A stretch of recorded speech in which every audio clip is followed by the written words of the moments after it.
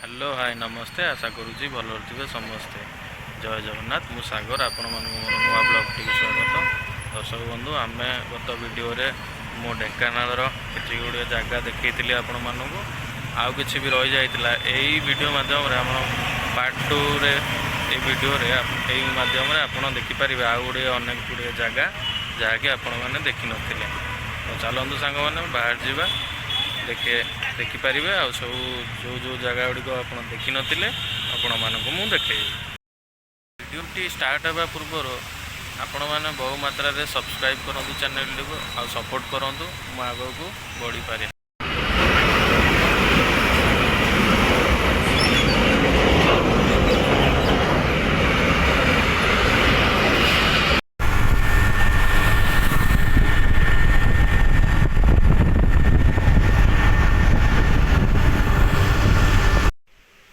तो सांग मैंने ये देखो आम ढेंकानाल राजा राजनहरटी ये आमर देखिपारे बहुत सुंदर दृश्य एवं नवीकरण काम हो बहुत सुंदर देखा जाउची। बहु वर्ष हम राजनहरटी बहुत सुंदर भी देखा जाउची देखिपारे।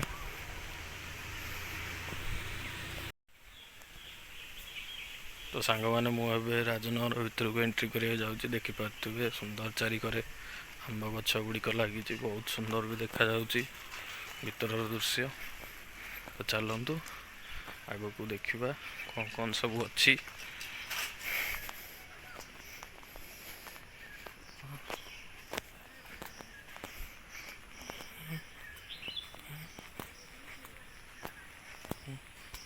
तो सांग मैंने देखु ये बहुत पुरातन गाड़ी राजा अमलर से सबूर गाड़ी देखु एपटे पड़ी रही गोटे सुंदर दृश्य देखिपारे महलटीर।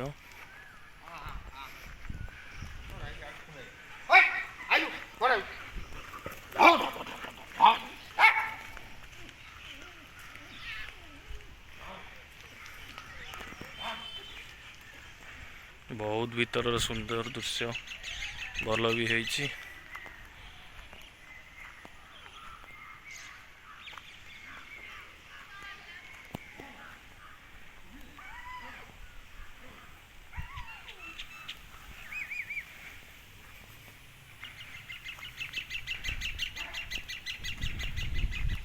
आपण आराम से ढेंकानाल आसुवा बेले आराम से भी आप बुली पारे राजनहर आसिकी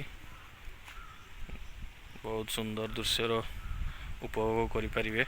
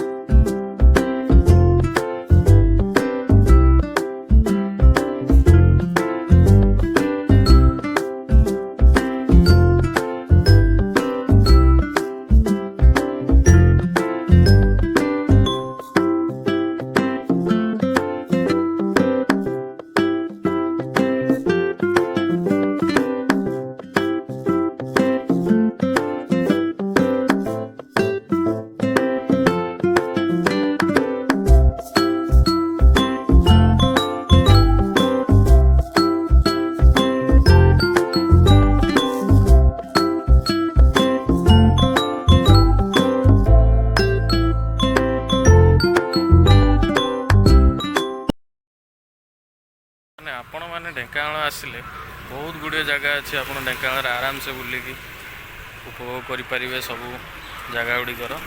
तो टी रिक्वेस्ट आसतु आम ढेंकानाल आराम से बुलिकी जातु भितर सुंदर सुंदर जगह गुड़िक बुलतु आउ एंजॉय करंतु मजा मस्ती कर।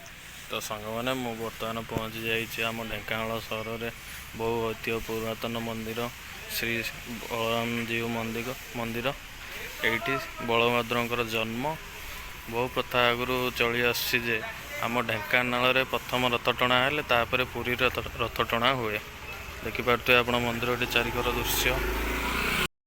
तो सांग मैंने देखिपारे मंदिर चारिकर दृश्य आपण मन देखा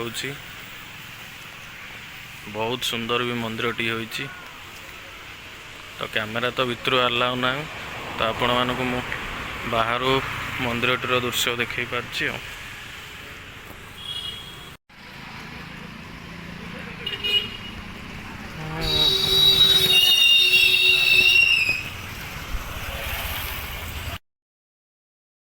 ସାଙ୍ଗମାନେ ମୁଁ ଆପଣଙ୍କୁ ଏ ଭିଡ଼ିଓ ମାଧ୍ୟମରେ ସବୁ ମୋ ଢେଙ୍କାନାଳର ଦେଖେଇଲି ଯାହା ଜାଗା ଗୁଡ଼ିକ ଆପଣମାନେ ଦେଖିଲେ ବି ଆଶା କରୁଛି ଆପଣମାନଙ୍କୁ ଭିଡ଼ିଓଟି ଭଲ ଲାଗିଥିବ।